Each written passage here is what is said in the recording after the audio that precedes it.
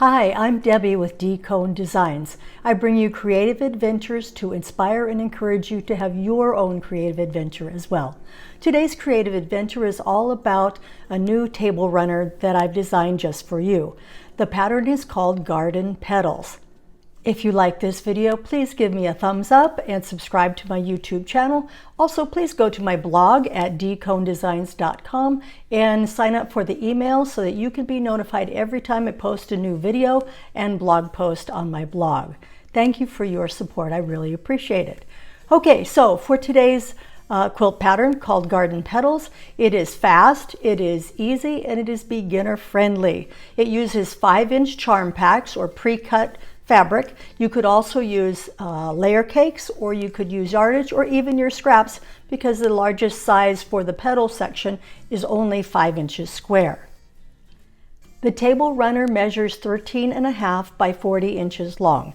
You can modify the table runner to whatever size you need for your table. You could even remove the borders if that is helpful for your smaller space. You could expand the number of blocks in the pattern to make it suitable for a longer table. I hope you enjoy this pattern. First, we will choose, label, and cut the fabrics for the pattern. In my pattern, I call for 4 flowers. So I will be choosing 2 bright fabrics and 2 print fabrics for the 4 flowers. First thing you want to do is, if you would like to, go ahead and print out the labels so that you can label your fabrics. I printed mine on cardstock, and you could laminate them as well to use them for future patterns. Here you can see that I have my fabrics laid out and labeled. For my fabric A, my print, I've chosen a floral from my stash, which I'll be cutting up in a little bit. Next, for my solids, I have a charm pack here of 5-inch squares, and I've chosen for my 2 flowers, I've got 4 5-inch squares for 1 flower and 4 turquoise 5-inch squares for my second flower. That would be fabric B. Next, for my fabric C centers from the charm pack, I've chosen the bright green to be the centers for all of my flowers. I've labeled it fabric C. Next, I've already cut my 2-inch white background squares. I've chosen some white on white fabric from my stash. The next part is the borders. I have some leftover white on white border fabric that I had already cut into 2.5-inch strips. I'll be using that by joining the strips together. Last but not least, for my binding, I'm choosing a scrappy binding, so I'm going to use random squares from the rest of the charm pack to join together in pieces to make a scrappy binding. I'm going to set all the fabrics aside except for fabric A and show you how to cut fabric down from yardage down to the required size. What I'm going to do first is, for my fabric A, I'm going to put a straight side on it. So I'm going to lay it so it's on the fold. I folded it down to make it easier. I'm lining up the fabric along the fold. Then I'm going to take my ruler and my trusty rotary cutter. I'm going to line it up along the mat right here. Scoot it over just a hair. And I'm going to cut a straight edge on my yardage. That will ensure that my fabric pieces will be accurate. I'm putting a hand down on my ruler, carefully holding my rotary cutter and slicing down, removing the excess. Now I have a straight edge and it's all ready, so I'm going to go over to 5 inches. I'm going to count over 1, 2, 3, 4, 5. That's at 14, and I double check, because if I don't double check, I will cut it wrong. Have I ever done this? Oh yes. So I'm going to go ahead, making sure my ruler is lined up carefully on the edge of my fabric, and then slice. And now I'm going to slice my 5-inch strip into 5-inch squares. Before I do that, I'm going to quickly remove the selvage edge from my fabric like this. I line it up along the edge. I'm going to scoot the selvages down so they're well beyond the cutting line. I think I'm going to cut them right here on the 12-inch on the mat, lining it up carefully and slicing off my selvage. Next, I'm going to cut this into 5-inch pieces. So I count over 5 and then I cut 1, 2, 3, 4, 5. That's on the 17.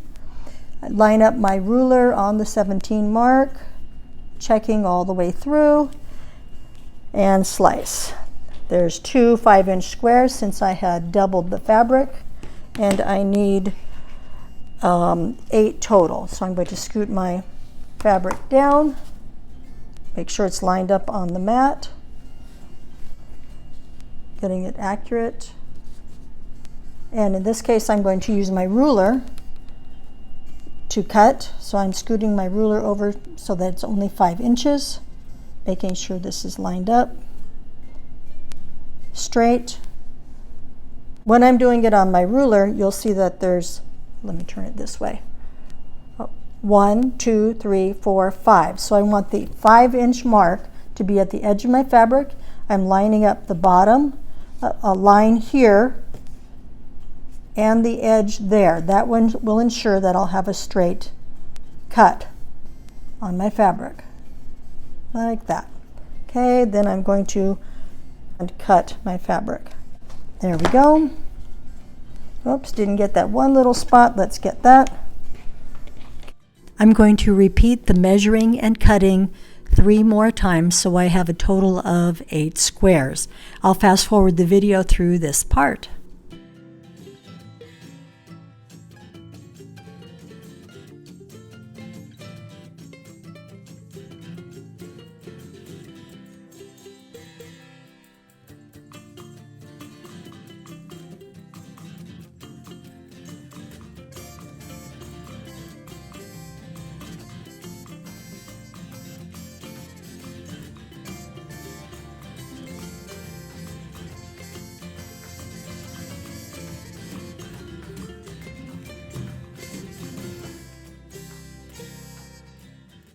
Now I have all of my fabric A. Let's label fabric A.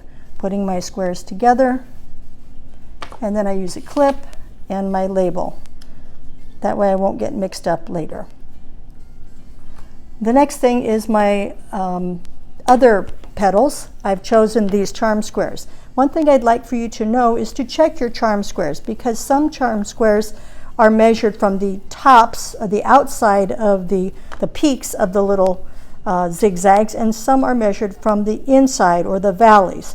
In this case, when I line up my charm square, I can see that it's beyond 5 inches, so that I can tell the manufacturer has chosen the valley to be the measurement for the 5 inches. So I need to remember that when I sew that the 5-inch mark goes along the valley of the zigzag. The other option I could do is to cut each of the charm squares down so they are exactly 5 inches.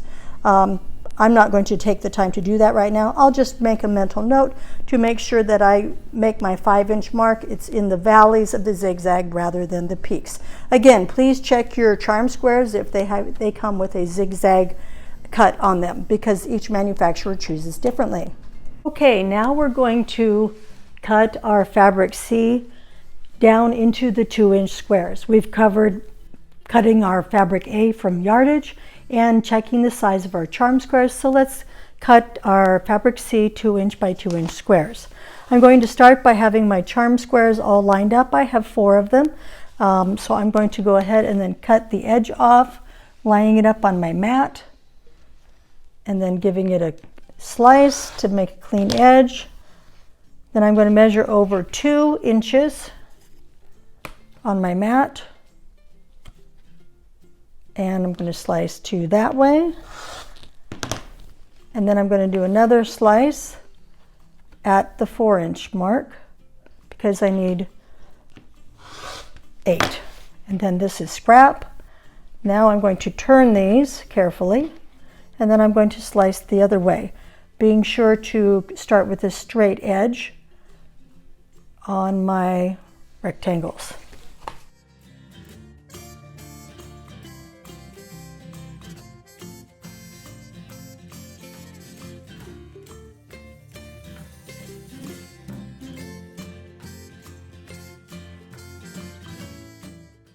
going to label them to make it easier and set them aside.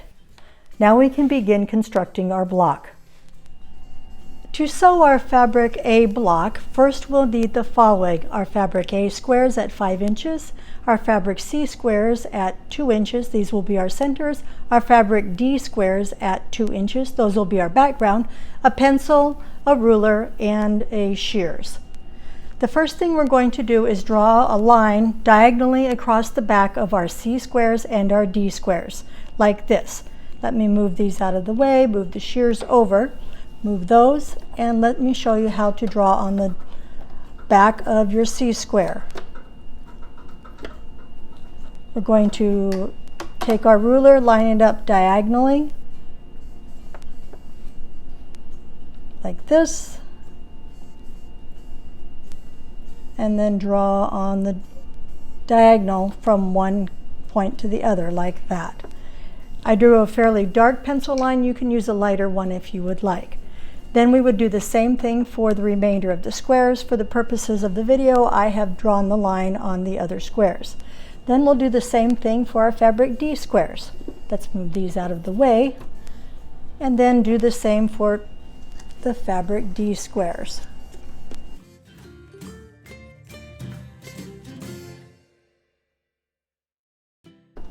And I draw corner to corner like that. There we go.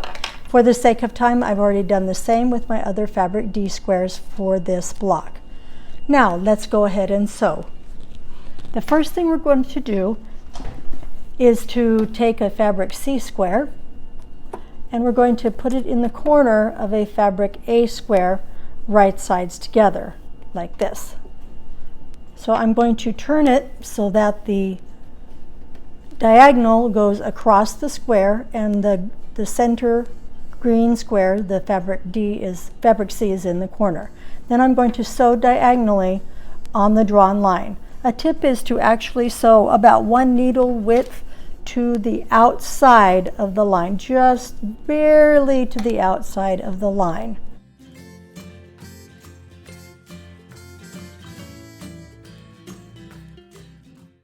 The next thing we want to do is we're going to fold it over, and I finger press and I check to make sure that it's going to be the right size.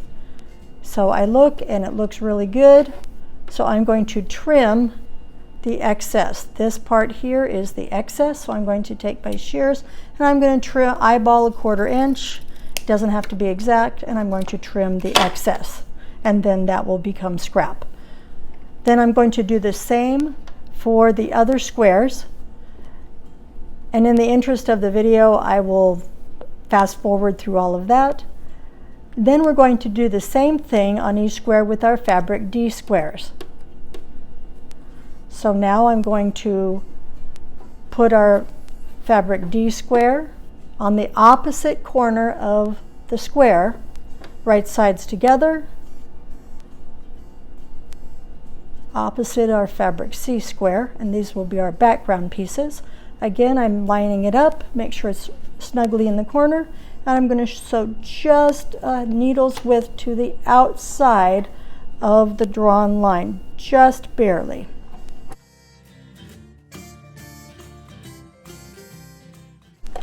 Okay, again, I'm going to trim, check first, finger press just to make sure it's going to be okay. Just pressing gently, not stretching. And it looks like once I press it, it will be fine. And then I'm going to trim, eyeballing my 1/4 inch. I will do that for all of my squares. Then I'm going to press the squares so that the snowballed corners lie flat. And then the next thing will be to square these up to 5 inches square.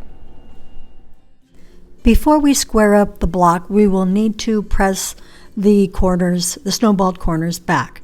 So this is how we're going to do it. I'll gently roll the fabric away toward the centers and then away toward the background, giving it a shot of steam.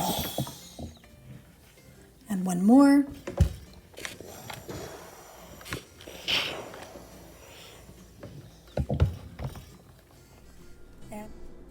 All right, now that we've pressed our flower units, we're ready to trim them to 5 inches square. This is called squaring up the block. That makes sure that when we join the units together, that everything will be lined up and look good. So I'm lining up the edge of my block along the mat line and trimming off the excess. And I'm going to turn it the other way, like that, lining it up carefully, like so. And then I'm going to trim off the excess again.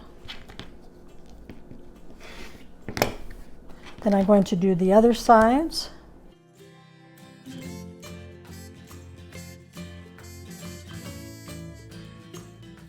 You'll get the best results and most accurate blocks if you always trim your blocks to the size.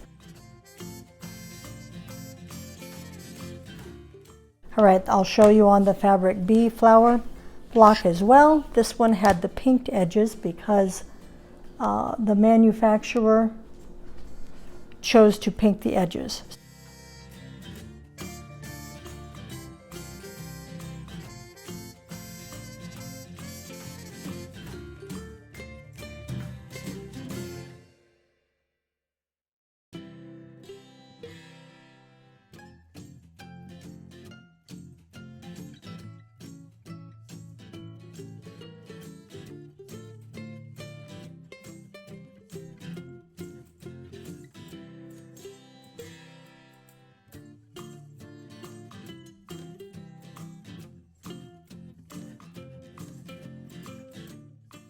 All right, then you'll go ahead and do that for all of your flower units, and then we'll be ready to join them together. First 2 halves, and then to make the entire flower block. All right, now we have trimmed our flower units to a 5-inch square, and I've laid them out here on the mat. You can see that what you want to do is lay them so that your green centers are toward the middle, and then you've got 1, 2, 3, and 4, and then we're going to sew them together. The way to do that is we will put them first the top half right sides together. I'm going to sew a 1/4 inch seam down the sides, then I'll do the same with the second one, and then once those are sewed together, then we will sew the 2 halves together along the middle center line with a 1/4 inch seam. I'll take these to the machine and come right back. Now I'm going to sew the top half of the flower block together. I slide the top half up under the needle and then sew. Oops, I forgot to remove my pins. Please don't sew over your pins. Remove them as you sew.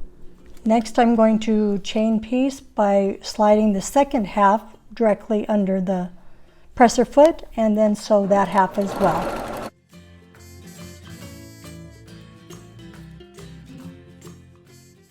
The next step is to join the 2 halves together.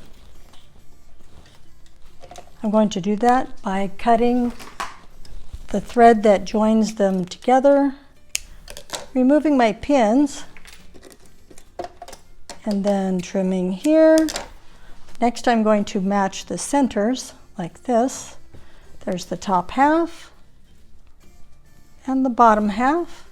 I'm going to put them right sides together, and I'm going to sew them with a 1/4 inch seam after I pin. When I sew the 2 halves together, I'm going to nest the seams so that there will be less bulk at the very center of the block. I push the seams together so they nest. Now I'm going to pin them, and then I'm going to pin the rest, matching the seams.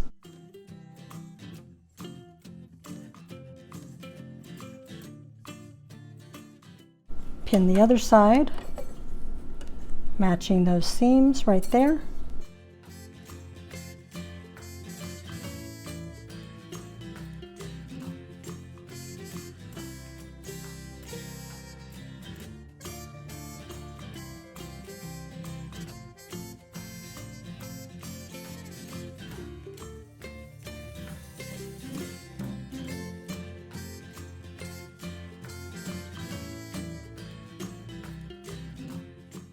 All right, then we're going to take it to the iron and press the block open.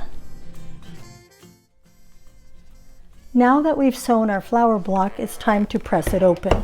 First, I'm going to press up here on this side, pressing the seams down gently, rotate the block, pressing this way as well.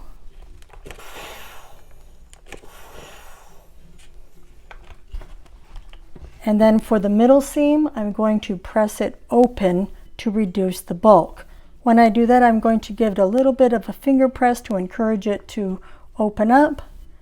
And then I'm going to run my iron along the seam.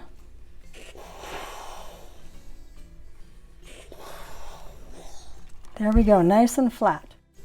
Now that we've completed our 4 flower blocks, it's time to square them up to size. The size they should be is 9.5 inches square. So I'm going to lay my block down on my mat, line it up, and then begin by squaring on one side. If your blocks are just shy of 9.5, that's okay. Just square every block to the same size. So for example, if yours is 9 3/8, then square each block to 9 3/8. If you have a very bad sew day and they only square to 9 1/4, then use 9 1/4. As long as all 4 blocks are consistent for this pattern, it won't be an issue. It's better than resewing the blocks. It should be fine. Okay, and then 2 more sides and we will be done with this block.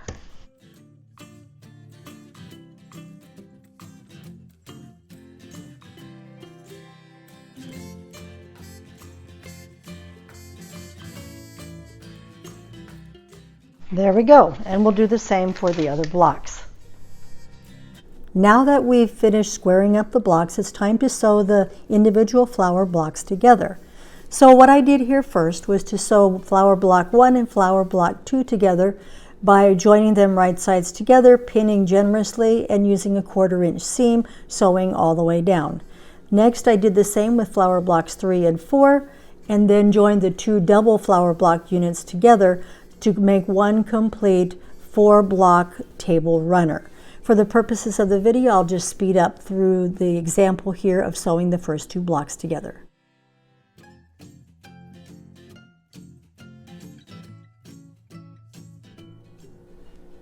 Now that I've sewn my flower blocks together, I want to press my seams. For the purposes of this table runner, I'm going to press the seams to the dark side rather than pressing them open. The reason for that is that if you want to stitch in the ditch, then the stitches will be more secure if you press to one side. If you press the seams open, then the stitches will not adhere to the fabric, but rather to the ditch or the gap in between with just the thread. So we're going to press our seams to the darker fabric.